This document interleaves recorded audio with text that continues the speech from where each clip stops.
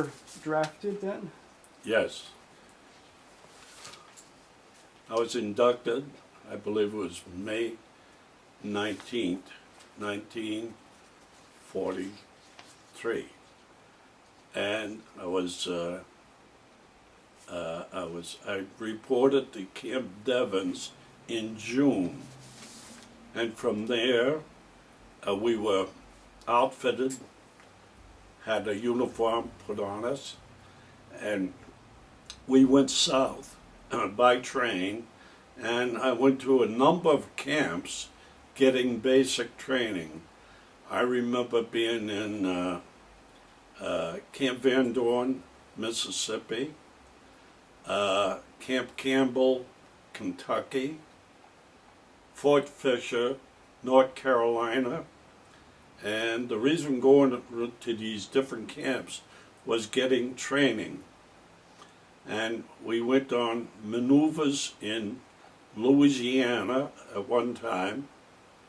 And another place we went on maneuvers was Lebanon, Tennessee.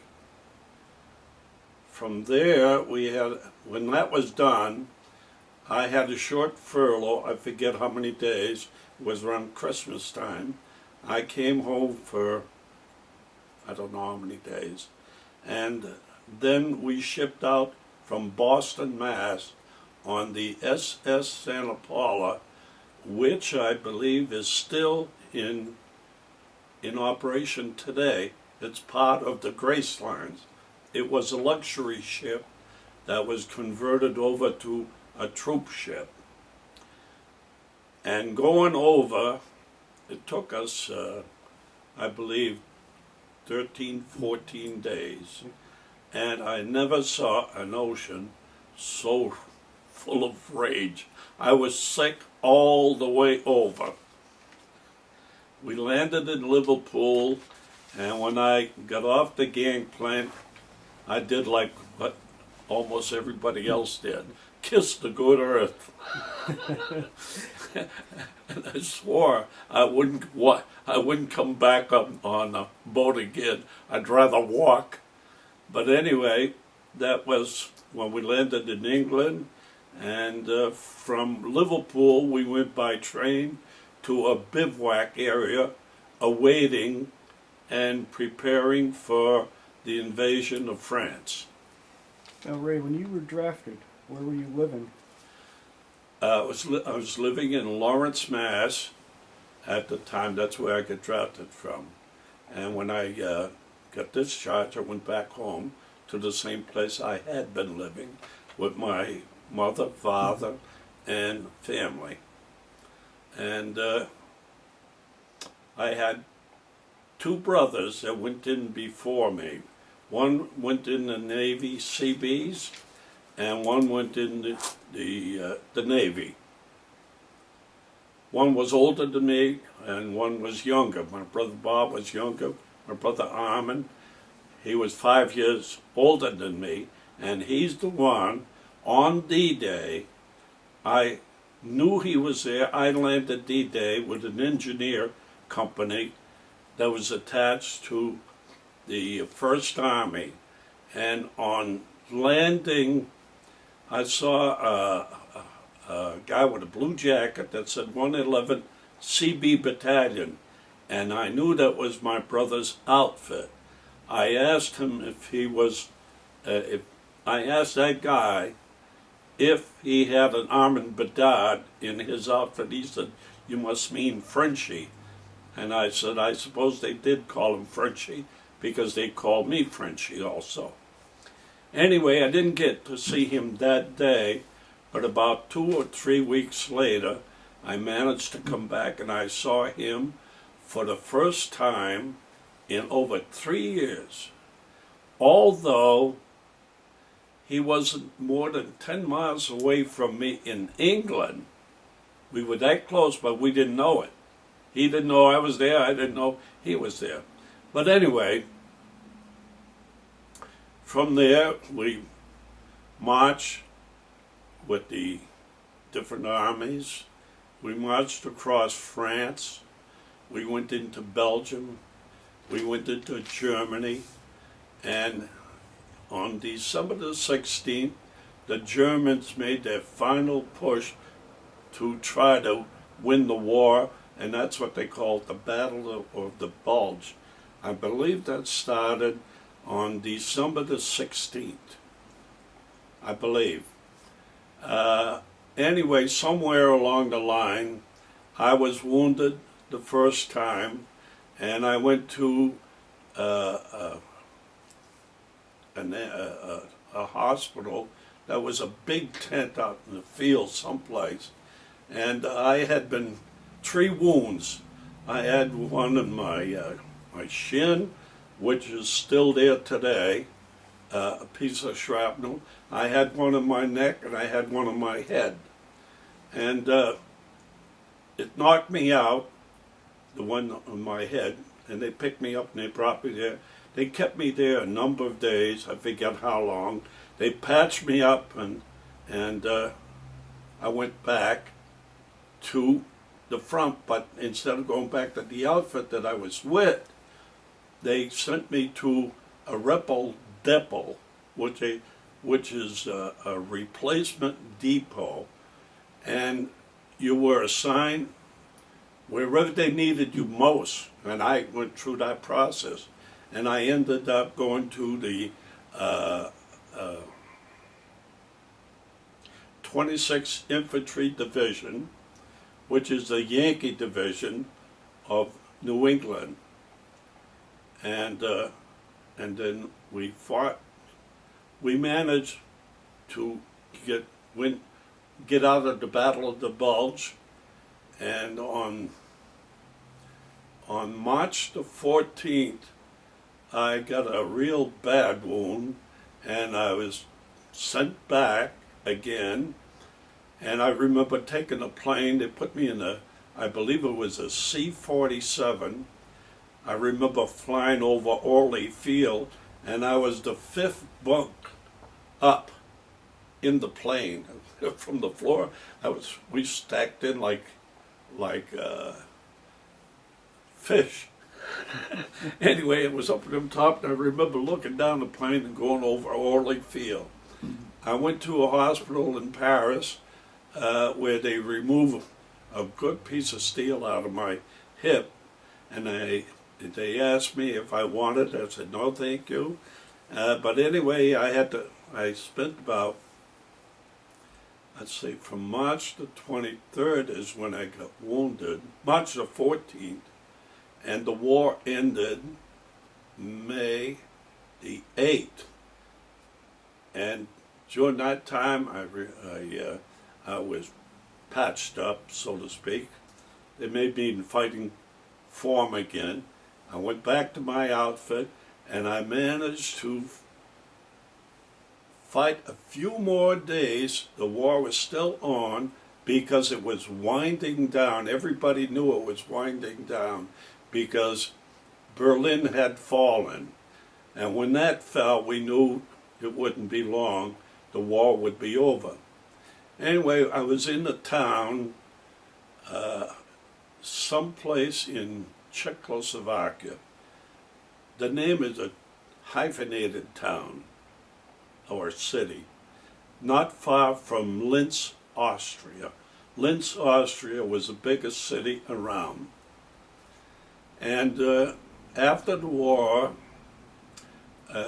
in time of the war, the purpose of going there was to defeat tyranny. We accomplished that, not me, but I was only a link. And after the war, we had to, for a short period of time, be occupational forces. The village that I was in, I believe was called Wiesenhofer, Austria. It was on the Danube River.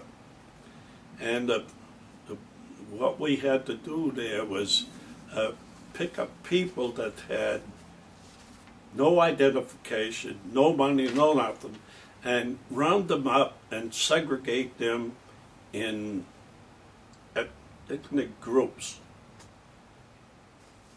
And at one time, we had, I think it's around 1,400 people from Budapest, or from the Hungarians.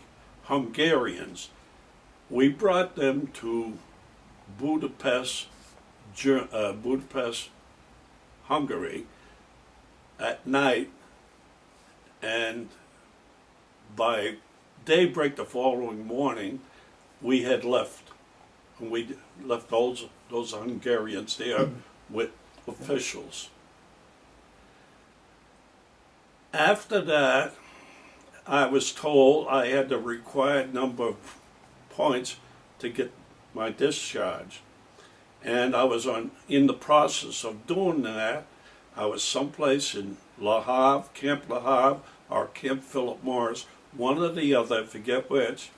And I was told, because I could speak, read, and write French, that they could use my services in Paris, France, for a period of time. So I went there and did that, but that didn't last long, maybe a month. And I remember while I was there, going to Paris, and at the Eiffel Tower, they got a little gift shop in one of the corners. And I remember buying a set of earrings over there that I sent my wife, my present wife, from the Eiffel Tower. Another thing I do remember is taking trips from, I think it was before I went to Paris, we went to Berchtesgaden, Germany, Hitler's retreat, way up in the mountains. They called it the Eagle's Nest. That's where I thought I'd never see a plane fly below me. We were at such a height. At the parking lot is so high you could see a number of villages and towns in the valleys, you know, and there were Army fighter pilots. A group of them, maybe 5 or 6 of them, came flying, and you could identify the pilots if they, you know, you could see them. If it was my brother, I'd probably know him. But anyway, that was a strange experience. And then I remember Berchtesgaden, they had a plate glass window over there. I believe it was 20 feet high, 40 feet wide. And on the sides, I remember scratching my name in that, I think it was marble, I'm not sure. But anyway, I scratched my name. I doubt if it's there today. But anyway, one of the things that it's hard to believe is what Hitler did. He had people all over Europe at that time, people from the north, he had them in the south. The people from the south, he had them in the north, and vice versa. And the reason after the war ended was to get all of these people. They had nothing, no identification, and they wanted to go home. So to prevent them from stealing and everything, vandalizing, you had to pick them up, put them in groups, and bring them to their country. And I participated in one of those when we brought those Hungarians to Budapest. And they were transported by train or by truck? By train, yeah. And it didn't take many to bring them there. 1,400, we were probably 8 soldiers. It didn't take many to bring them there because it's all over with. But they want to go home. But anyway, there were a lot of things in time of the war that are not nice. And one of the things I told my wife about was unbelievable. I never saw, like in this little town, how I got to see that, I don't know. But they took the women that were collaborators with the enemy, and they shaved their heads and all the hair off their bodies, and ran them out of town naked, throwing swill at them. I never thought I would see anything like it. but I did see it. Unbelievable how they ran them out of town. But anyway, there's a lot of things, but today at 86, it doesn't really bother me, but every now and then I get flashbacks. I see things and then, I think about it and I forget it just as quickly. And I don't think you can ever forget some of the horrors you see in war. no, you don't forget it, but it doesn't stay with you constantly. At least with me, it doesn't stay with me. But every now and then, I'll get flashbacks. I'll see something, and it'll remind me of something, and then I forget. You don't have nightmares or any recurring issues? No. My wife has never heard me screaming. I've never had I think they call PTS today, or what is PTSD? Whatever it is that they suffer from the Vietnam War. I came back and I think I was normal, and I went to work for the Postal Department and raised 6 kids, and today I got 9 grandchildren, and I'm 86 years old. I survived it. Quite a story there, Ray. Going back to the beginning a little bit, you had 5 brothers altogether? No, I had 7 brothers. My mother had 10 children. 8 boys, 2 girls. She came from a family of 10 children. She had a brother that had 10 children. I guess they're copycats in my family. But I had 7 brothers. 3 of them died in the flu epidemic of 1918. 3 of them died within a 6-month period up in Canada, where my people came from. And they came down here. My mother smuggled me into this country. She was pregnant for me. On June 1923, she crossed the lines, and in December the 28th of that year, I was born. That's 86 years ago. How many of your brothers served in the military during World War II? During the war, I'm assuming the war ended August the 14th in Japan. I'm assuming that. We were 3 of us in the service prior to that date. After that date, I had 2 brothers go in as occupation soldiers, one in Germany and one in Japan. But anyway, my mother and father got a governor's citation from the state of Massachusetts for having 5 sons in the service for the war effort. And that was quite a citation my mother had. Must have been one worried woman with 3 boys in active duty at one point. Right.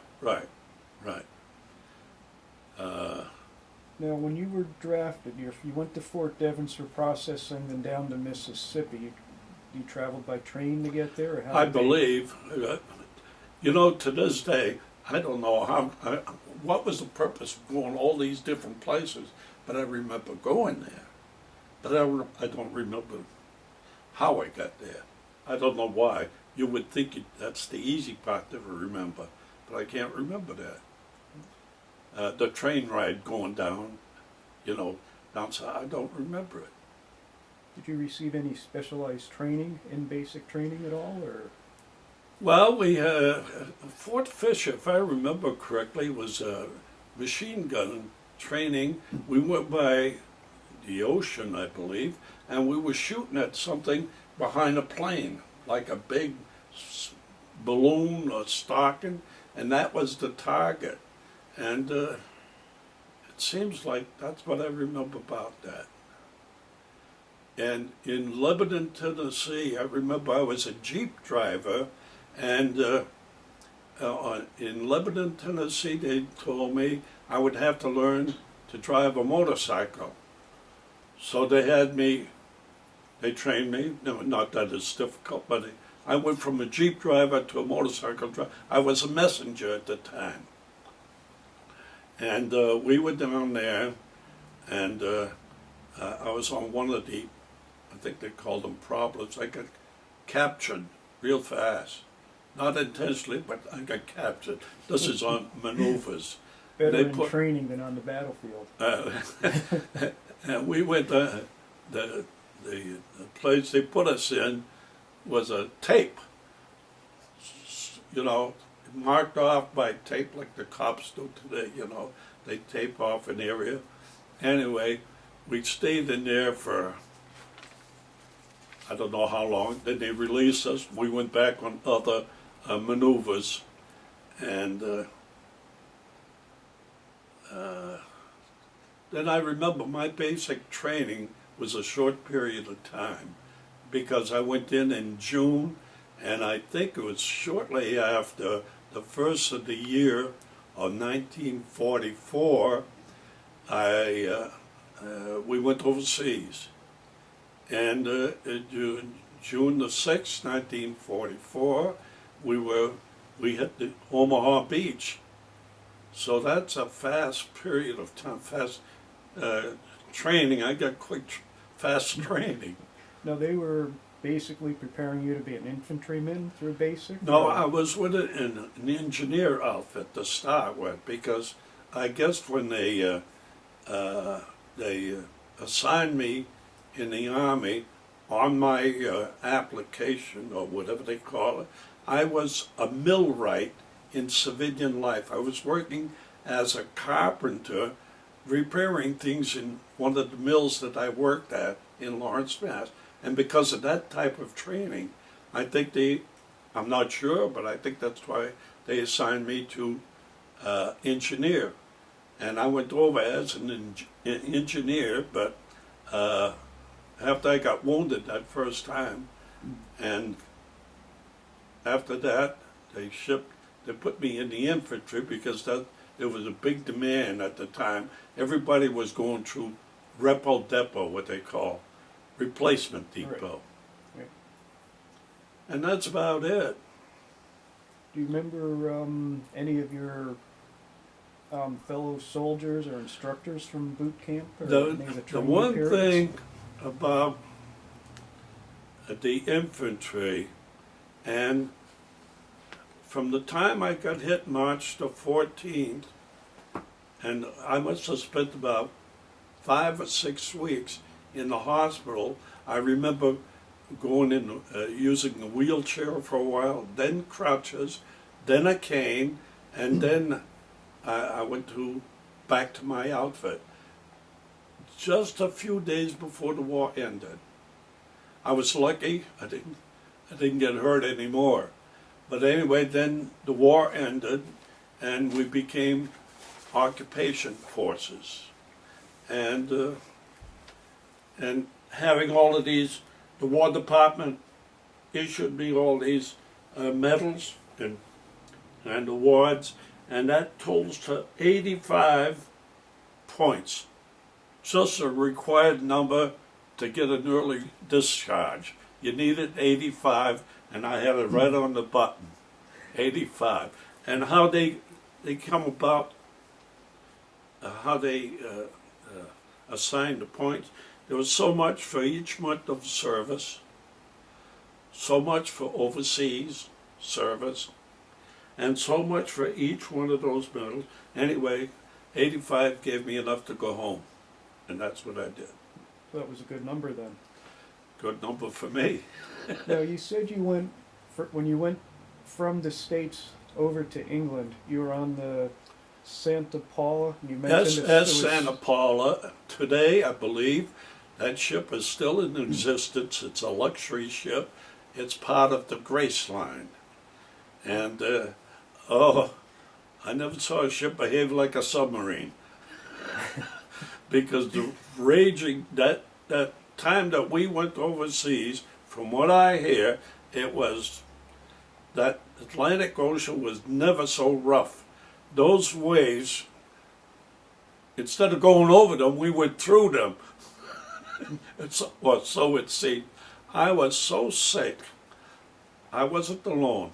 I've never seen so much vomit in my life.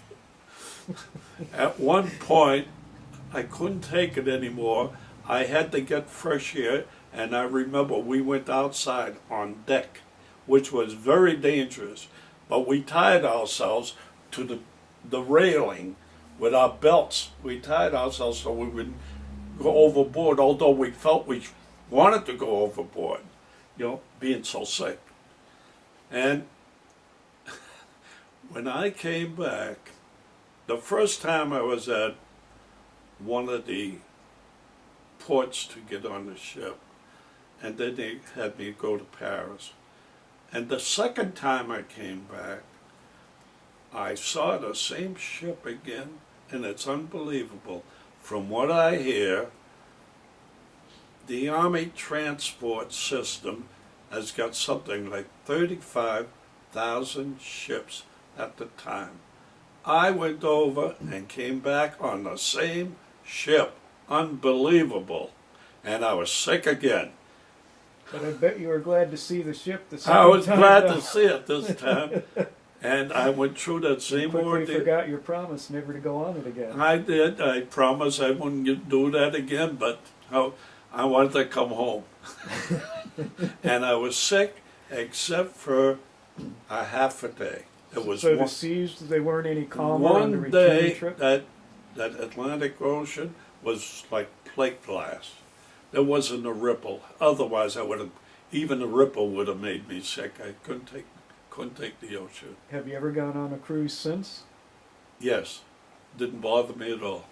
Well, good. Let's hope not then. I went on a cruise 10 years ago, and we were out there. Didn't bother me at all. I didn't get sick. My wife got seasick.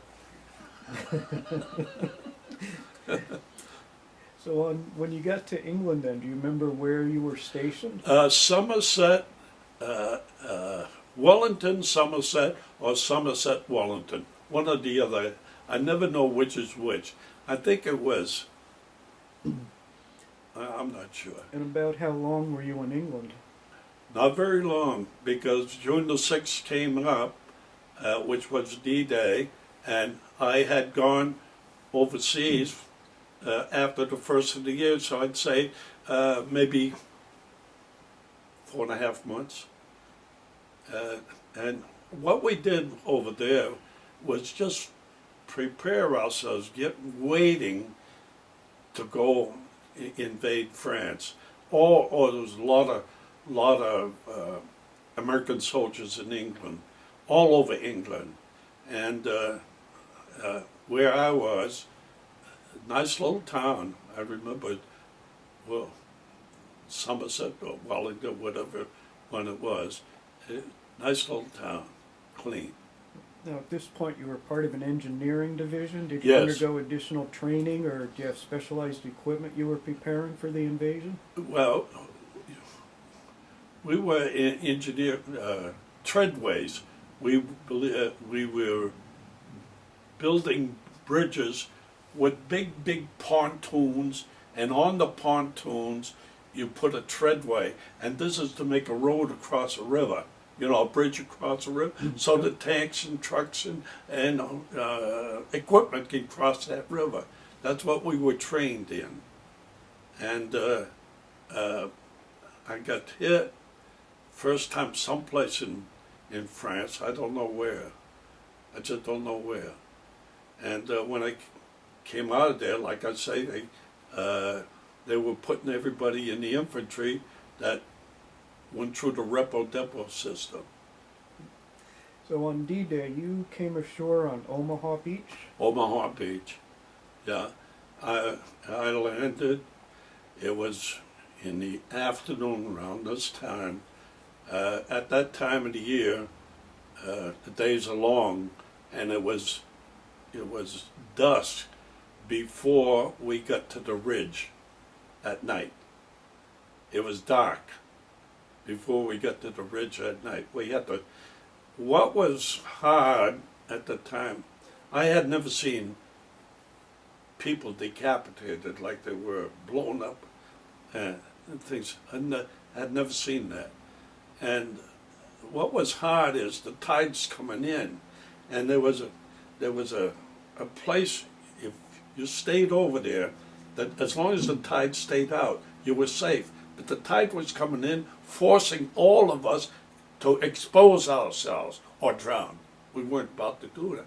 And when we did that, we had to run for cover, whatever we could find. And all hell broke loose. It was all day long. It was bad. It must have been worse before I landed, because I never saw so many body parts all over Omaha Beach. And I landed sometime around 3, 4 o'clock in the afternoon. And that boat that we were on, we hit the beach, and I remember there was a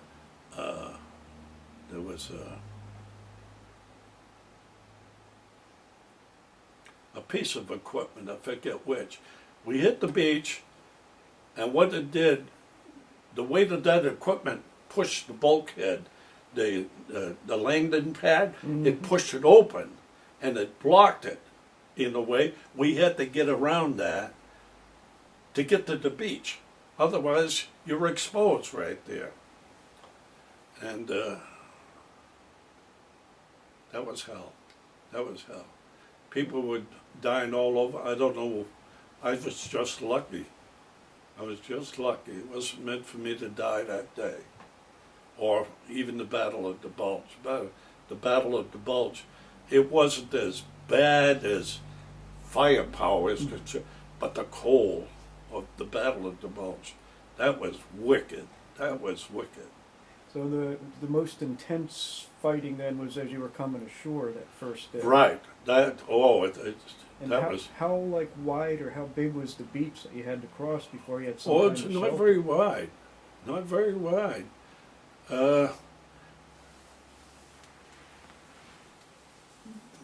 Where that, I forget what they call it. The water would wash up to this part here, and then when the tide went out, it went out maybe 50 yards, half of a football field, 50 yards. It'd go out that far. That's when the tide is up. When the tide is coming all the way in, it would come to this wall. If it kept coming in any more now, we were at the wall, we were being protected. If the tide came in, and this is, you can't keep your head underwater all the time. You got to come up sometime. And that's the position we were in. And all the bodies are floating all around. Now, what kind of equipment did you have to bring ashore? What do you mean, on ourselves? That you were carrying, or if you had vehicles, what was part Well, of your unit? you had you had a backpack you carried, and it had a shovel, and you had your rifle, and you had equipment like jeeps, bulldozers, and trucks. These big trucks. They were humongous trucks that carried this treadway equipment, and those things were heavy, and it was terrible the way they, some of them hit the side or the front of that ship that I think they called them LSDs, something like that. LSTs, I think. I forget exactly. But anyway, the equipment, the one I was on, when the thing, it was supposed to go down, this truck or jeep hit it, and it went down. And it blocked us from going off, and we had to get around it, and we jumped in the water, and So you were going over the side rather than out the front because. well, we went out the front. I went out the front because that was the way I went. I just did like everybody else, go out the front, and anyway, you could tell at the time the firepower of the Germans. It was heavy, and A lot of people died. A lot of people died. I never saw anything like it. And since then, I've read of a lot of battles that happened in World War II, especially Iwo Jima. I read about that. John Bradley had written a book about that. That actor, he made a movie of it called Six Flags. Anyway, it's a fantastic story. And from what I hear, as big as D-Day was, as big as it was, and the firepower of those battleships, there was a row of battleships in line with the shore, and in front of the battleships there was destroyers, and they're all firing. The destroyer had smaller guns than the battleships, and when they're firing all at once to soften up the beaches where we're going, that's one heck of a. That's why I don't have my hearing today.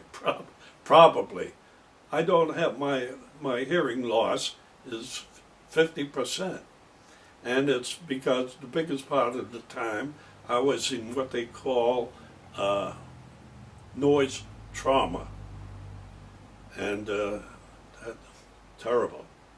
But I'm not complaining. I survived it. But like I started to say, as bad as D-Day was, the operation, as bad as it was, as big as it was, they tell me, from what I read, Okinawa was worse. There were more ships in Okinawa, that Battle of Okinawa, than there was in D-Day, from what I hear. Mm. Now, when you got across the beach, what did you encounter as you went up the hills or berms, or what was up there and beyond the, the beach?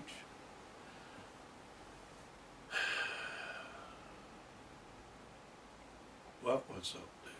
It was dark. It was dark. We didn't sleep. You couldn't sleep. Sleep was the last thing in the world you thought of.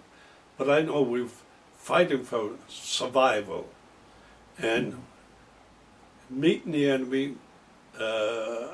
We picked some up. They were giving up. I remember we picked 3 up. They were giving themselves up.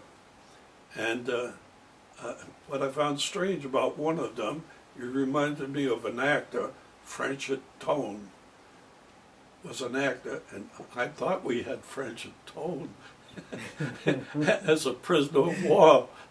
But I just don't remember that phase.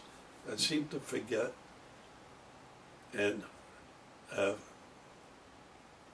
remember the, what did they call it? Hedgerow fighting. Yep. That was terrible. That was terrible. You didn't know where to shoot or where the shots are coming from. They're coming from all angles, and you're running around like a chicken without a head. You don't know what to do. You're fighting to save your life. If you see the enemy, good.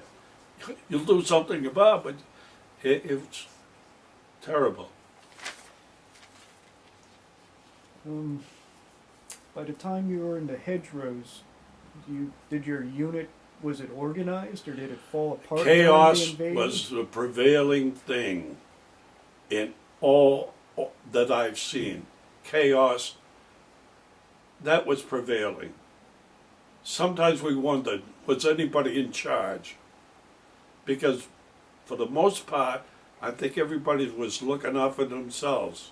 At least that's the way I felt. We had to look out for ourselves. That's the feeling I got about D-Day. And the resistance that you were getting from the Germans, was it artillery or tanks or soldiers, or what did you encounter in the hedgerows? Well, the artillery was coming in, but it was more mortar rounds than artillery. And there was small arms fire. And there were tanks out there that were firing. But you didn't hardly see them. You know, it was chaos, and you didn't know where it was coming from. And you protected yourself the best you could. Find a place and hold that ground. That was it. You know, if you found someplace that was safe, stay there. Protect yourself. And I think everybody felt the same way. Whether you were an infantryman, an engineer, or even the medics, as brave as they were, you know, I didn't see them running out there exposing themselves too much. Like I said, that was chaotic. The first, I'd say from 6:30 that day to midnight, until dark came in. You felt safe in the dark. At least that's the way I felt. And anybody that I could contact or talk to, you know, because everybody's dropping. 1 minute you see somebody that you know, that the next minute, where are you? And that's D-Day. And how did you identify whether somebody was friend or foe at that point? Well, how did we identify? I remember seeing the movie with the crickets. We didn't have that problem. That was not our problem. I don't know what it was. We stayed pretty much whatever ground we gained at that part. We were trained for fighting also as engineers, combat engineers. And whatever ground we had, we stayed there until we got orders to do otherwise. But orders were not coming because our officers were getting killed. We had no leadership for a long time. It was total chaos. You know, getting killed like that, you know, it's not pick and choose. It's terrible, terrible. And did you get adequate supplies of food or water, ammunition? Eventually, but when we went shore, you brought your own supply. You know, you had a backpack, you had food, you had all that. You were good for a few days. You didn't eat like, luxury foods. You had canned foods, sea rations. That was sea rations we ate a lot of. Yeah.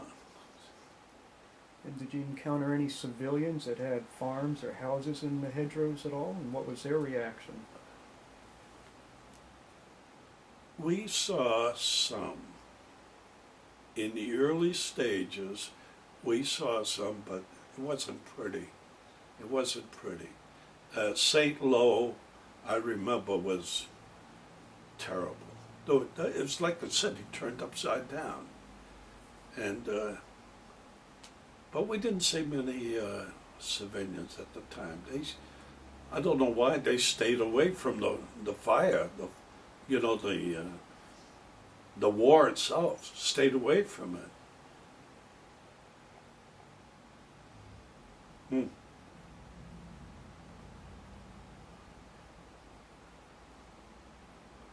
But anyway, we eventually broke out of the hedgerow country, and we got in trucks instead of walking. We were in trucks, and we were racing across France. We had them on the run, so the purpose, I assumed at the time, was to keep them from digging in. Keep them running, don't give them a chance to stop and dig in, because if they did that, then it would be resistance. The way it was, as long as we got them running, we got the edge. And anyway, Did you one have air place. support at that point helping to destroy the enemy? To airplanes or? Oh, all this time, there's, I never saw so many planes in my life. At times we saw planes, they would just come and go and come and go and keep coming. And at times I remember seeing the dirt from the bombs. The dirt was like a wall of dirt as high as the clouds. Dirt as high as the clouds. I couldn't believe what I was seeing. But I'm way back there. I had something else to do. And I remember one play, a thing that's hard is whenever you're going out to meet the enemy, you know, when you're given an order to go out and find the enemy, the point man, that goes on a rotating basis. It's your turn. You go. You be the point man. You're the first man. You find the enemy. That's not a pleasant job. Or, like the day, it was my turn to be a forward observer. A forward observer is a person that goes out there where the enemy is. You're leaving your group now. You're going forward and you're going to direct the artillery or the mortars. And how they do that is you have a round come in and you see where it lands. And now you want that, you want what they call fire for effect, to hit a certain target. So you say 50 yards to the right or to the left or to, further north or south. That's a field observer. You're alone. One day I was in a building in Sarlotton, and the face of the building was gone. And I was looking down the street, and I see a lot of Jerry's growing out of that block, and they're growing in like a cellar, a bulkhead. Mm-hmm. So I called in for a round, and came in. I made a correction, and was right on the target. But either before or after, some Jerry hit me, and hit me with something, and threw me right out of the building, and I fell maybe the height of like this, 10, 15 feet on the debris below. But at 20 years of age, I shook it off like a football player. You get up and shake it off.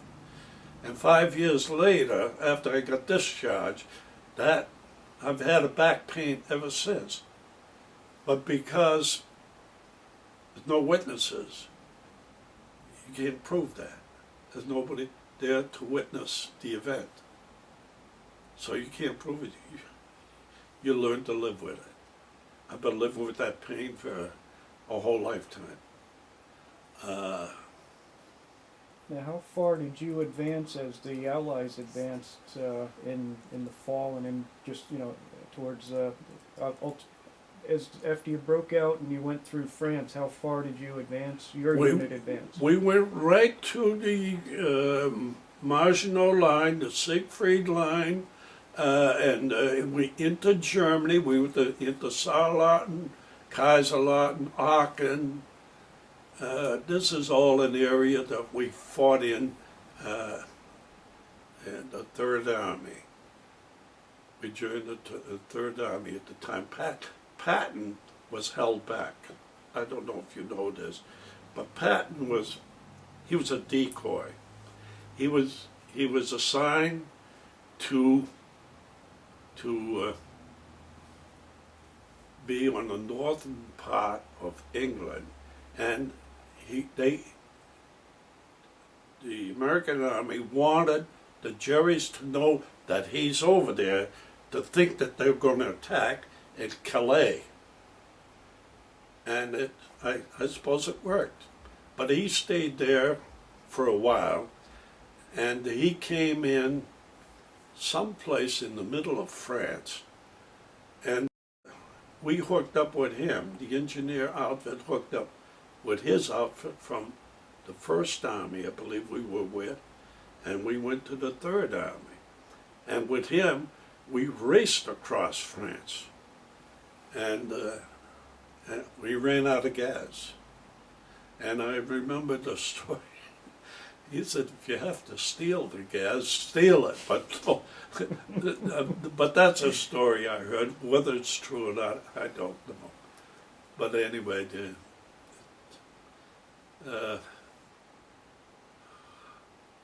know, Patton really had a reputation of pushing his troops hard and just keeping them going and going. Did you Well, feel that at the that's time? his reputation. I suppose it's true, because from what I read of the European War, World War II, he was one heck of a. That's why they call him blood and guts. That's an old saying. His guts our blood. I mean, that's a joke. But anyway, like I say, the war ended, and from the time that the war ended, how I got to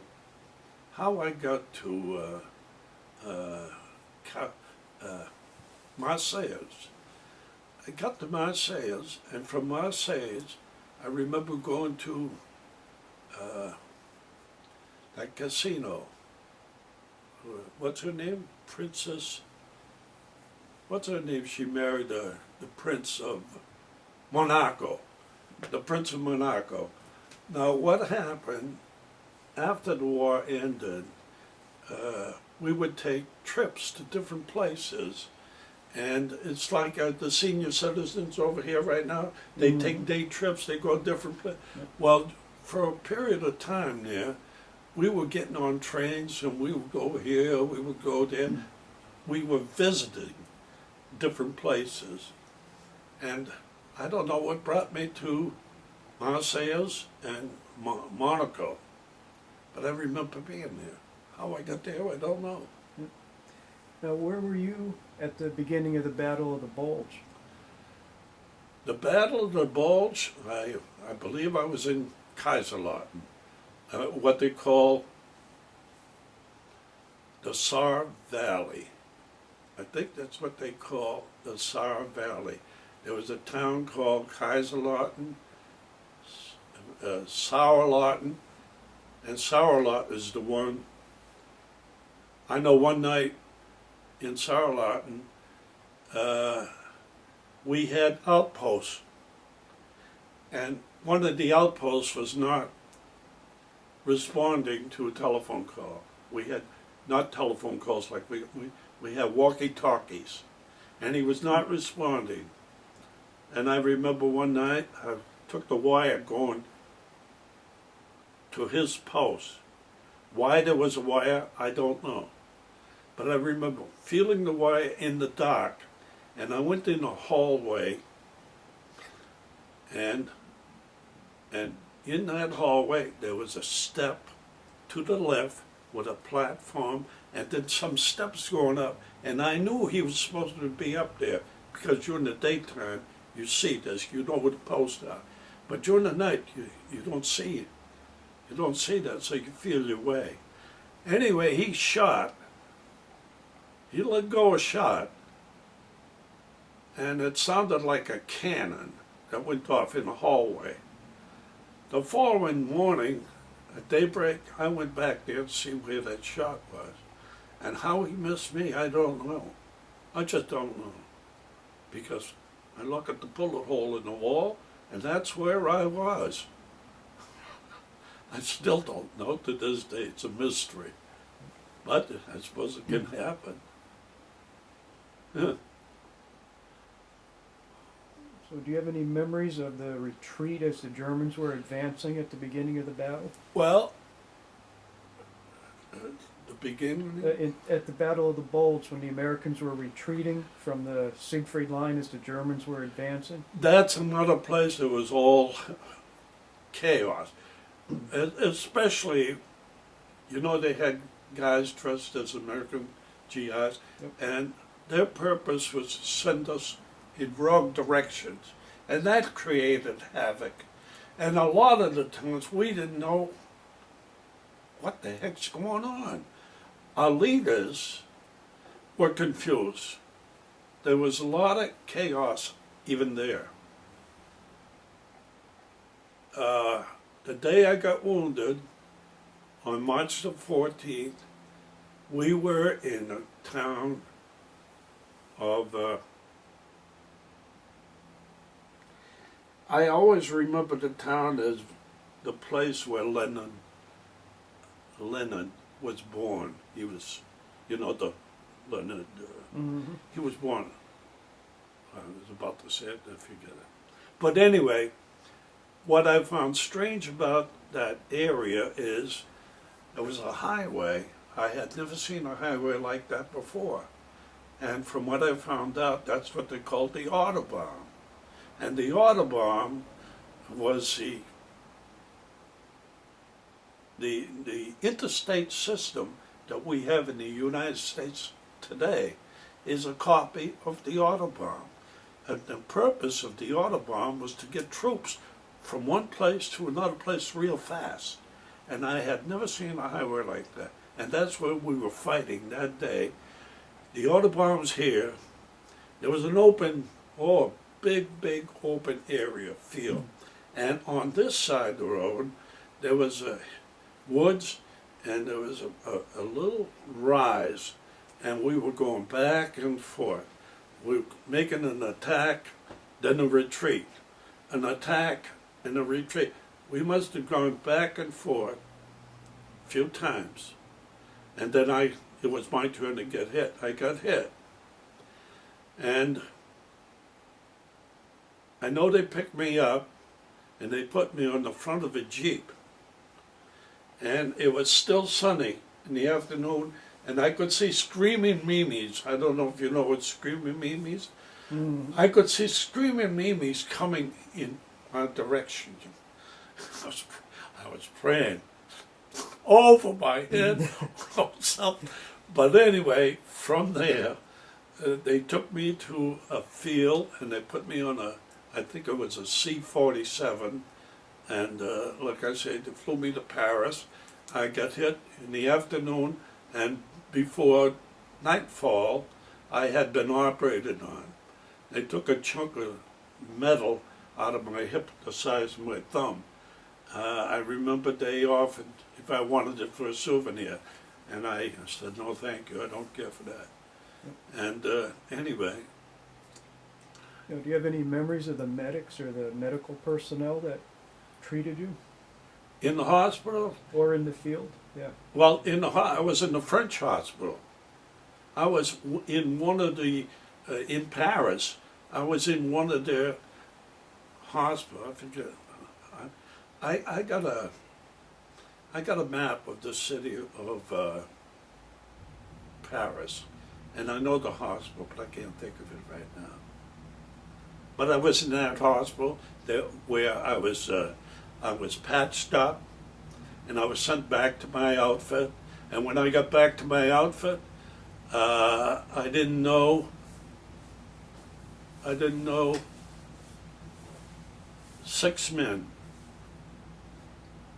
2 of them were in the kitchen. I'll never forget. There was a Peter Tregascus and and strange as it may sound, Peter Tregascus was a cook. And he came from Hartford, Connecticut, right here, and he owned the Etna Diner in Hartford, Connecticut. After the war, I looked him up, but it was long after the war that he died. He died of natural causes, and there was one guy. Like I said, when I came back to my outfit, being in the infantry, you don't make friends for very long. It's part of the infantry. You know a guy one day, and the next day he's no longer around. And there was a guy by the name of Maggie, came from someplace in Pennsylvania. I was close to him. Because on my 21st birthday, we were in some town in Luxembourg, and this little village, I don't know if there was 10 houses on high ground, and the Jerrys were coming from this side of town one minute, and the next minute they're attacking from this. Anyway, we were running back and forth, defending the area. And anyway, when all the noise subsided, there was a lot of shelling that night. when the noise subsided and it was time to go to sleep, we dug a hole about that deep, just to get below the level of the ground, where two guys sleep on a queen-size mattress, so to speak, that deep, and we slept there. And the way we slept at the time, you carried in your pack 3 blankets and the shelter half. We put the shelter half down, 3 blankets, that was our mattress, and we covered ourselves with 3 blankets and the shelter half to protect us from the weather. Anyway, the following morning, we got up, it was snow, it had snowed during the night, and I remember telling Maggie, wish me a happy birthday, I'm 21 today. What a way to celebrate a birthday. Yeah, and just lately on the History Channel, they showed a lot of films that were, they must have captured them from the enemy somehow, from Japan, from Europe, from the Germans, whatever. They showed it on the History Channel. And I remember one scene when they showed the 3 wires, barbed wires. It was where we slept that night, alongside 3 barbed wires. I guess it was to protect the cows from going this way and that way. And there was a 60 millimeter or a 70 millimeter gun next to us where the barbed wire was. And we went to sleep like that. Anyway, I saw that on TV. It's, oh boy, that's where I was. That's the only scene I ever saw where, except for D-Day, but that was an overview, you know. You can't see yourself in, you don't know where the heck you are. Now, were you continually in battle, or did you ever get sent back for? Well, on 2 occasions, recuperation I went back the first time, and I didn't stay very long. I don't know how long, but I know what they told me. I got hit in the head. I know I still got a dent in my skull over there, but I know they patched me up there. I had a mark on my neck, a piece of shrapnel hit me here, and I got a piece of shrapnel that's still in my leg today. And in my hip, I got 4 pieces of shrapnel, because the hip wound that they sent me to the Paris hospital, they took out that big chunk, and they offered to me, but the 4 pieces, they said you can live with that, it'll never bother you. And it's still there. Were you ever able to communicate with your family when you were over there? What do you mean? Did you, with letters or Well, other? I corresponded with my wife and my family, but the circumstances, when you're out in the Battle of Bulge, it was so cold out there. Whew. Unbelievable. It was cold. That was, I couldn't believe it could ever be that cold, but it was cold. And at that point, did you have adequate gear to help keep you warm? Well, we had the best that the Army could give us.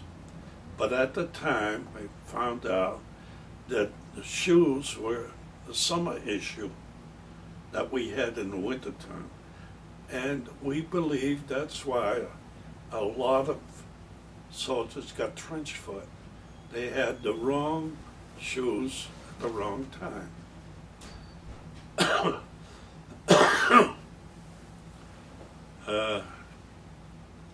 There was one place,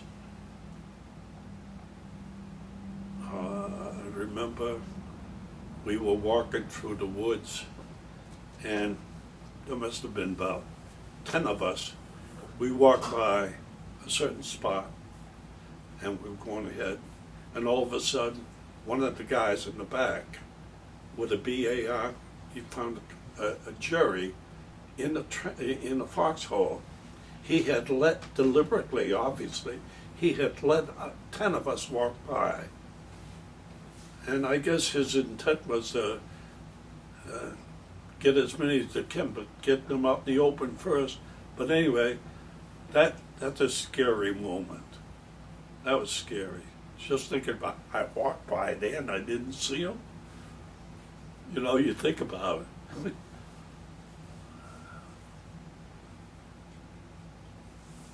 So during the course, you mentioned a lot of your fellow soldiers obviously were wounded, and the officers too. What was your impression of the officers? Did you have good officers, or were there? What did I remember one guy, Sergeant Armstrong. He got a battlefield commission. He was a second Louis when I came back, and that happened while I was in the hospital. Like I said, it was about 5-6 weeks there, from March 14th to, like I said, the war ended May the 8th. Mm-hmm. So there was about 5 or 6 weeks I was gone. And during that time, I came back. Sergeant Armstrong was made a second lieutenant. Captain Crystal was no longer there. A lot of the officers were replaced. Strange, all new faces. That was I came back, like I say, I came back to my own, and the war wasn't over with, but we weren't fighting as we were before. On the other side, I guess they saw it was coming to an end, and it wasn't as severe. But the personnel in my company, from what I heard, I don't know if this is true, but Company L, 104th Infantry, which is standard of about 150 men, standard, I hear 2,300 men went through that company. That's what I hear. I don't know if that's true or not, but if it's true, that's a lot of men. Yep, sure is. And like I said, when I came back, officers, Lieutenant Armstrong's the only one I knew. And I thought he was a sergeant, but he was a lieutenant now. And everybody else, it was Maggie, this guy Paul Beck, it was Peter Trikaskis, and the other cook. He came from Webster, Massachusetts. I never saw him. I don't know if he's still alive, but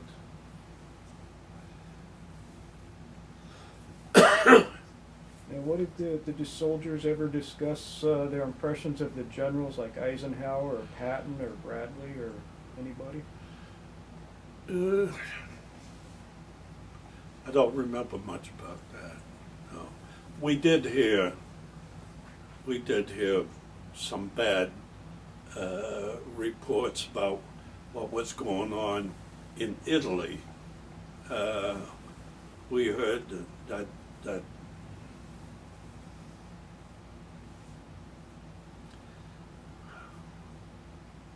a lot of men were killed, and they were saying the general in charge, he considered the men expendable. He just wanted, this is what we hear, you know. Whether it's true or not, I don't know.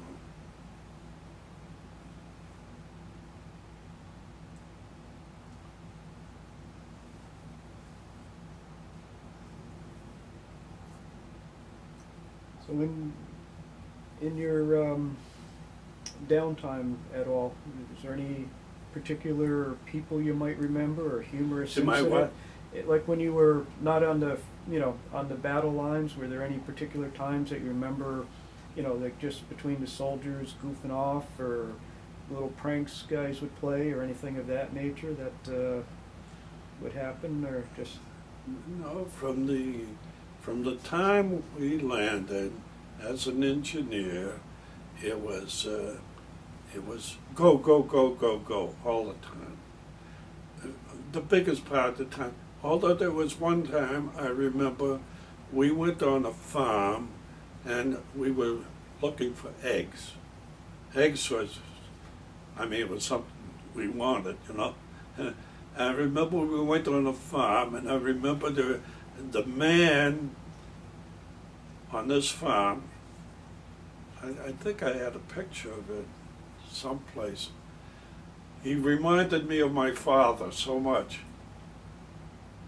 And, you know, the picture, when I looked at it, reminded me of my father. But I don't know what he was doing there.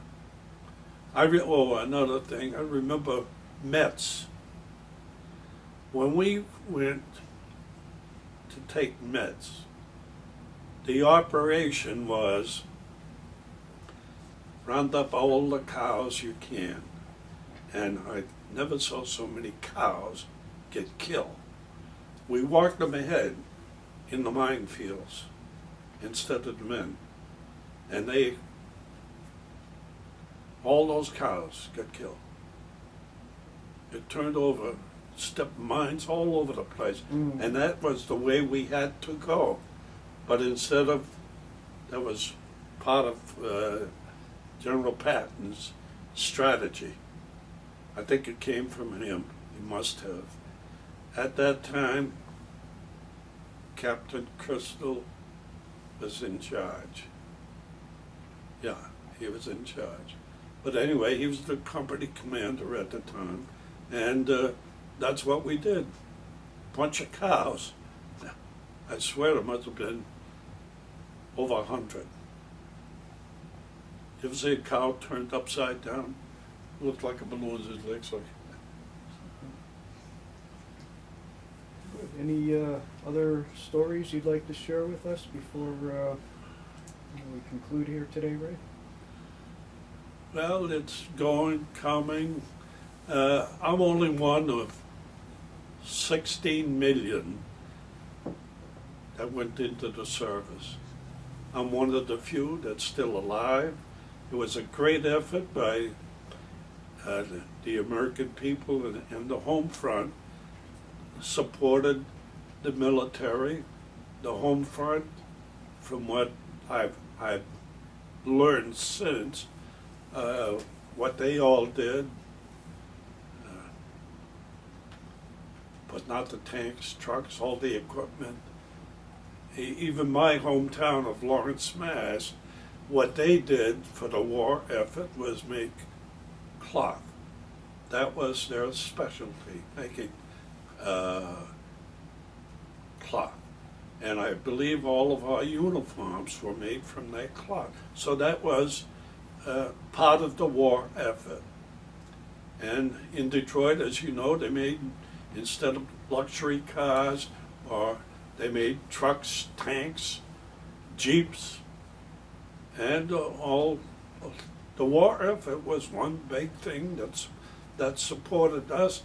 And I believe that the reason why, that's a bad word,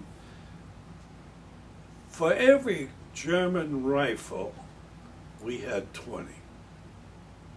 So I think volume had an awful lot to do with the victory that came about. Volume. And we had it. We had bullets. I remember soldiers in different places, they didn't have bullets anymore. And the guy that's clobbing me in the back, I didn't see what he hit me with, but I think it was a rifle butt. And that tells me he didn't have any ammunition. Otherwise, he would have shot me. Mm-hmm. But he clobbered me. So, like I said, the war effort is, people don't know about this, but there was a lot that was put into it. The military, 16 million guys put on the uniform, and today, which is 69 years ago, is that it? I was 19, I'm 86, 69 years ago. And today there's, I don't know how many, but they tell me there's less than 2 million of us left.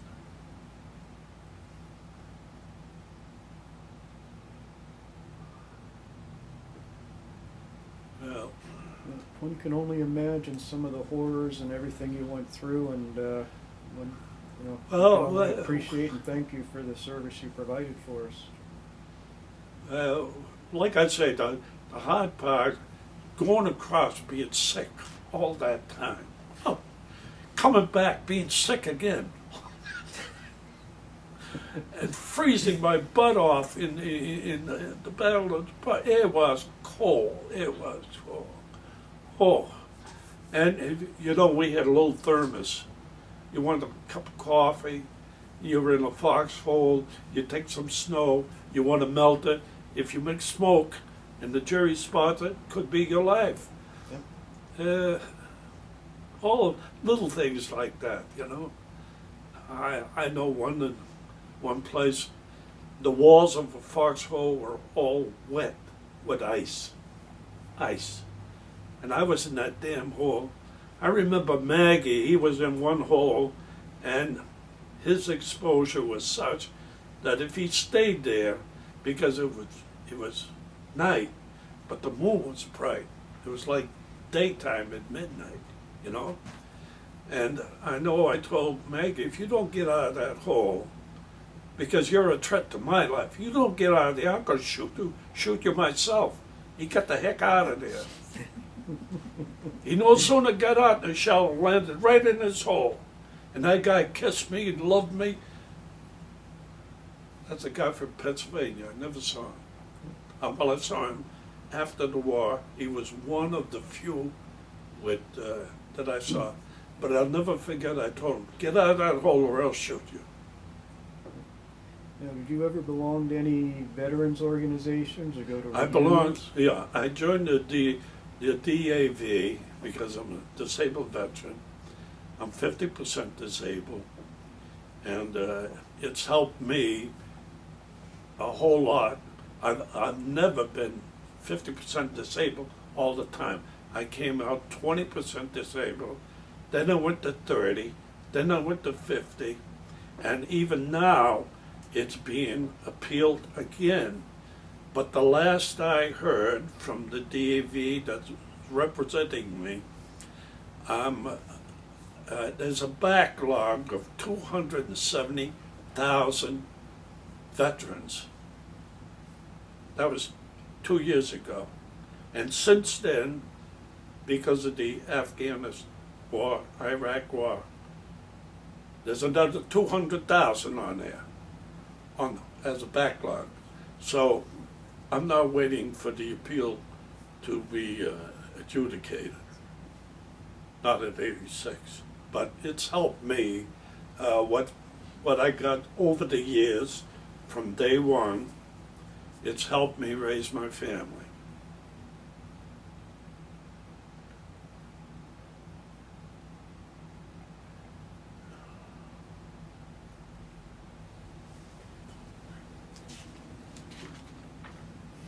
I want to say something, but I didn't get it. 21. Uh, When you turned 21. Oh, I did. I mentioned when I turned 21, my birthday. Yeah, I mentioned that. Oh, I did. Yeah. Okay. Well, that was, you know, that's a big event. You turn 21, you don't forget it, especially under those circumstances. But that night, they were coming in, the shells were coming in from, we don't know where they were coming from. They're just coming in. And we kept going back and forth. You hear somebody say, they're coming in here. And what do? You run over there. And they're coming in over here, the juries, that is. And you run over there. And that night, it was like a mile. The village is right up on the top. And we're going back and forth. And that night, we went to sleep. There was 3 strings of wire over there with a camp.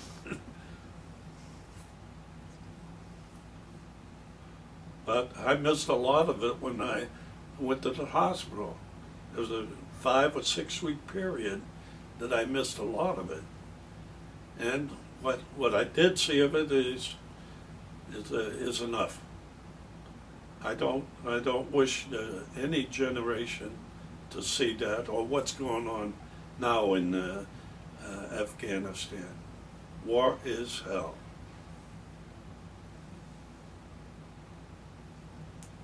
All right. Well, Ray, thank you very much for participating in the interview and sharing your stories and experiences with us. It's been Well, I hope it helps future generations realize that freedom is not cheap. Tyranny, like they had in Europe, like they had in Asia, what they did to the populace and even to the prisoners of war. I knew prisoners of war. I know one right now. We see each other quite often. He was taken prisoner at Anzio, and I knew a fellow, Armand LaBranche. He was with the 29th Division. He was taken prisoner of war shortly after D-Day, and he came back, and I came back, and we met, and at one time we were going to go back in the service. Because when the war ended, what happened throughout the war effort, it stopped. So the shipyards told everybody go home, and wherever they were doing anything to help the war effort, they closed it down. And what happened, there was no jobs available for the returning GI.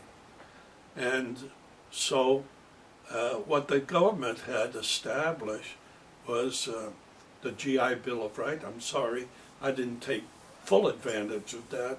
I should have gone to school, but I didn't. I did take advantage of it in one respect. I bought this house 58 years ago with the GI Bill. But like I say, when we came out, very few jobs. So they established a system. You get $20 a week for 52 weeks as a returning GI. They called it the 52-20 Club. And if you smoked, you get a carton of cigarettes. I didn't collect one because I wanted to go to work in the post office from a young age. And when I came out, within the first week, because you could take open examination as a disabled vet, instead of waiting for a scheduled date, you could take an open exam. And I took it within the first week. And before my 30 days were up, I was called in the post office for more than one reason. One, it was Christmas time. I got out November 14th. It was Christmas time, all right? So they needed help. And I went to work for the post office. And I remember 95 cents an hour. I was getting less going to work than I would have by going to the 52-20 Club. Because the hours weren't there after the Christmas season. The hours weren't there anymore. So anyway, I stayed, and I stayed for 5-6 months, I think. And my dad told me to go in the construction industry. I tried that. It was good money, but because of the way I acted because of my wounds, people thought I was a liability to them. So they didn't like the idea of, being responsible for a guy like me. So I went to work in the post office. The first time I came back to the post office, I stayed there whole lifetime. And thank God that was a good decision, because being a federal worker, the benefits are fantastic compared to, today the economy. Right. Well, very good. Again, I thank you for your time, and been Well, I hope I'm contributing to somebody's posterity. I think we've I all know found from- it beneficial here today listening, and You know, I'm sure we could probably ask another 100 questions, but maybe for another time. Well, something like I went through, you get these flashes, you know? Something you see, and all of a sudden it's gone. You forget it. But that's it. I'm 86. Well, thank you again. I'm glad you're here to tell us. I said I'm glad you're here to tell us. right. I know when I visited you a couple of weeks ago, you mentioned the book Citizen Soldiers.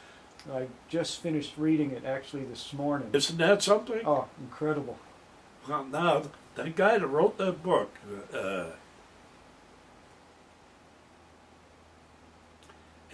Stephen Ambrose, he's the guy that wrote the book. He's an author. That's his profession.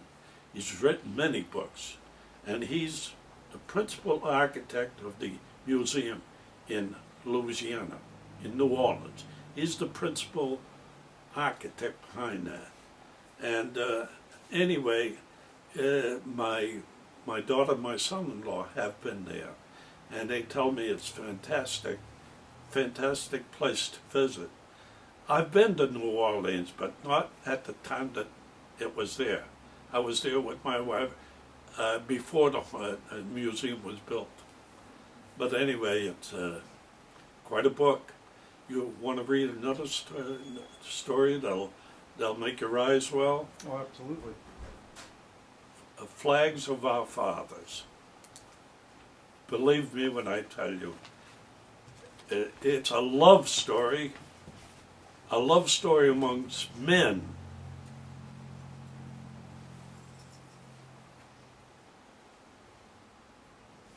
Is this And the it's one written- they made into a movie recently? Yeah, Clint Eastwood made Yep. the movie, Okay. but I read the book and I saw the movie.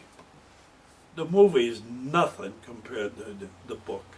The book is really something. Now, it's written by John M. Bradley.